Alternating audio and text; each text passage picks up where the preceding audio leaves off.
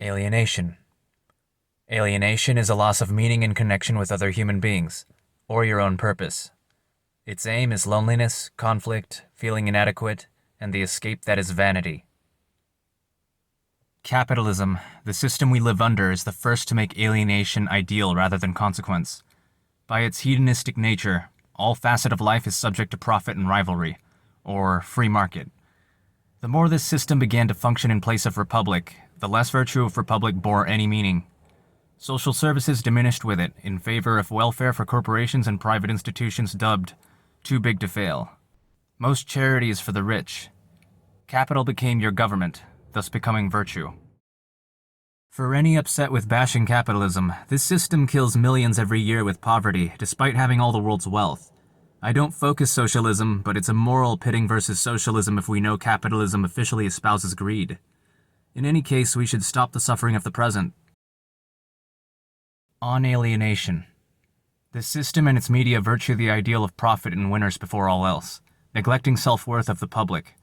Profit as virtue becomes idolized as personality. Our most influential idols, attacking each other in petty manner, normalized. So long as competing is the sole crux of work and education, it's the simplest thing to divide and control, as history knows. The eternal guilt of not winning coerces more of your work and spending. A workforce dependent on spending to fulfill meaning spend life on work to the point of neglecting bonds. Our consciousness is reduced to a comparative and insecure transaction, resulting in loneliness and disconnect en masse. Can more work and spending fill a growing social void? The more impoverished your reality, the more you suffer the feeling that you don't contribute enough to receive affection, and so we try to buy it. If you're at the bottom, you endure the feeling that you don't try hard as even an average person. That's why some homeless give up. Self-worth got expensive. That evil stems from the mass belief that the rich earned everything, emitting their wealth from rents and inheritance. Suicide rate is parallel to poverty. How free is the market? The already wealthy had the most stake in the market from the start, thus represent the market. Their leverage decides your wage and cost of living. That's dictatorship. I cannot bootstrap myself against a cartel. If the most wealth is secured by a few people, what's left at the bottom is competition for each other's health. If the center moral in society is some bunk version of might makes right, what morals and empathy are left that aren't trivialized in its wake? How then will you feel trust or warmth from your neighbor? How much of your time is spent earning housing, despite centuries of mechanized industry and raiding poor countries of their wealth? How much time do you get to raise your kid? Internet isn't so much to blame as the gutting of community and trust in the first place. Technology is largely our escape from oppression of artificial expectation. It almost serves as our companion. We can only be fulfilled as much as we have time for. I felt unsettled since a child because I rationally saw profound contradictions in the way we're coerced to live. It's a warning of conscience. I didn't feel awkward about helping the homeless when I was a kid. No matter how we're told to suck it up, it doesn't change the validity of what we endure. Pain can either serve to seek better fulfillment or make you further minion to your oppressor in the shrinking hope of reward. What I want us to accomplish is mass conscience, a means to make it cool to be self-aware. I want wealth's fake pride eliminated in favor of noble pursuits. If you feel what I'm saying, videos like these should be shared with those going through this. If we're at least rationalizing and conversing our life, we're building dialogue in our head necessary for strengthened ideas. My personal aim is to back expression with influence. I chose to join boxing. I hope more people who suffer find their influence by any means to publish their stories. The more we do this, the less others will have to feel crazy or alone with their feelings. With enough example of strength, we can humiliate the weakness of status culture out of existence. Once everyone takes alienation serious, maybe then voters will understand who they're voting for. If we are doomed to compete, let it be a competition of writers and artists, something we're coerced to believe is just a hobby. Let's forever recognize the nobility of expression from now on as a force of discipline and self-worth. Rationalizing our feelings and traumas into something beautiful is a good way to humanize a project, especially if it becomes an artistic literary endeavor. In my vlogs, I tried expressing alienation with my past. I'll briefly recap the relation and share my coping skills. I began school poor with one parent, thus felt vast disparity and discomfort with other students. I was thus unsettled how my worth was overtly judged by grades, as if childhood was sport. There was nothing taught about bettering man or working together. All it took was bullying and angry teachers to convince me I didn't belong. So I ditched school a year. That was my first layer of alienation, which locked me in my room and glued me to technology as my salve. It turned out very rational to rebel, as I became a true individual, keen on knowing myself with vast time to retain information about the world through the internet. I was thus able to heal and respond with creative outlook. I returned to school performing well, and despite having been shut in, managed to be seen more than just socially awkward in person. I was charming somehow. The internet humor and study of people was a benefit. That sunk when my mom and I had to keep moving to have income. Alienation from family and community was another layer. I was 16 when we tried living with my dad for a year. It turned horror once I wasn't wanted as family there. It was because I was seeing attacks on money, the main indicator of status even in this day and age. No one was going to starve. My mom and I were physically attacked, thieved, and threatened death from fake friends. I further locked myself up for years to heal from that. I'm not attacking individuals, my dad is gone. I use examples to have human context on mental health. I learned how to fight, and wrote about my situation in the world. I also got closer to artwork as expression. Those things gave me armor and confidence under pressure. I even wrote about having dreams and principles as a validation for self-worth and motivation. Daydreams and procrastinating were useful in finding myself, so long as I was aware. I knew what I wanted as a result, with all my thoughts condensing into plans.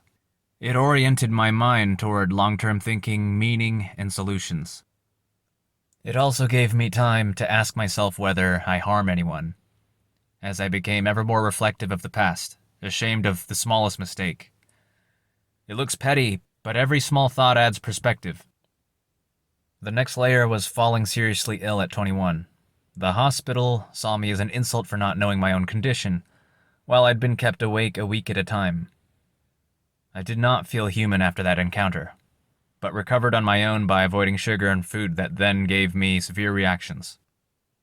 The worst and final alienation was love and friendship in my late 20s. In short, the only person I courted was someone with so many relationships that they angrily mistook me with their first so-called sociopath boyfriend until I got hurt. Even their mother told them to treat me like trash, in real quotes. They were afraid I wasn't loyal based on my charm and looks, in rough quote. The most haunting quote was that I was too good to be true. I thought that was a compliment. They never stopped laying with who they left for me, until we were physical. I didn't know. I never asked, but a friend knew.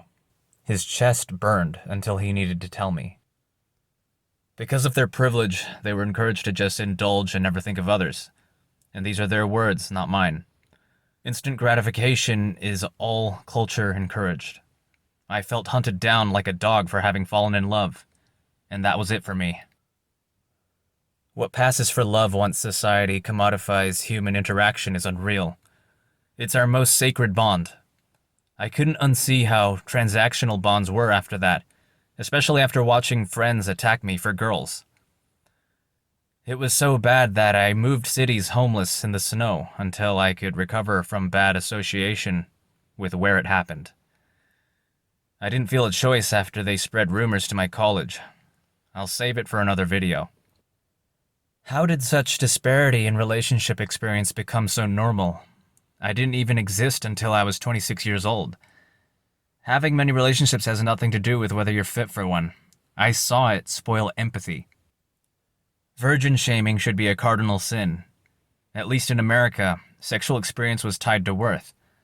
I was virgin shamed the first year of middle school. I believe it happened that early because intimacy has been made just another money status. There's no boundary between sacred and commodity. There's example of how commodified basic affection has become. Men are ever more engaging in moneyed parasocial relationships at incredible disparity with women. Prostitution always was, but you'd think we'd advance ethics by now where less people would be selling souls. In my heartbreak, I overcame the worst guilt by laying down in the dark, where nothing distracted me from dignified answers. I visualized every reason and event. And in that moment, I remembered I tried harder to avoid apathy versus anyone I conflicted with.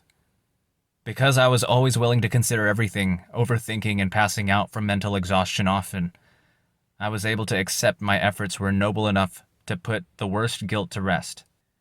Understand, I've done anything people call basic awareness. Self-love, exercise, meditating, therapy and counseling.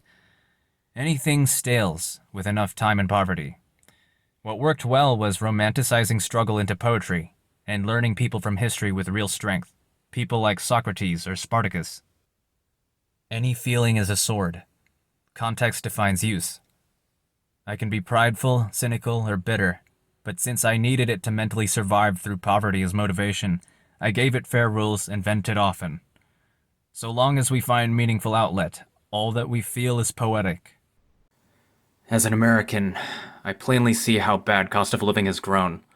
I was a literal slave living to work and nothing more, undeserving of love or understanding. I didn't have the family to help fund college. In a country where so many families are torn apart by infidelity, and you only exist based on income or degrees in the first place. Status is rotting personalities and romance. I'll show them all what beauty is. After so many years observing, I rationally don't feel much social support. I find my comfort in going all out for adventure and desire. If anyone out there relates, you know where to find me. Thanks for listening, and I'll see about sharing my adventure with boxing in the future. Have a good one.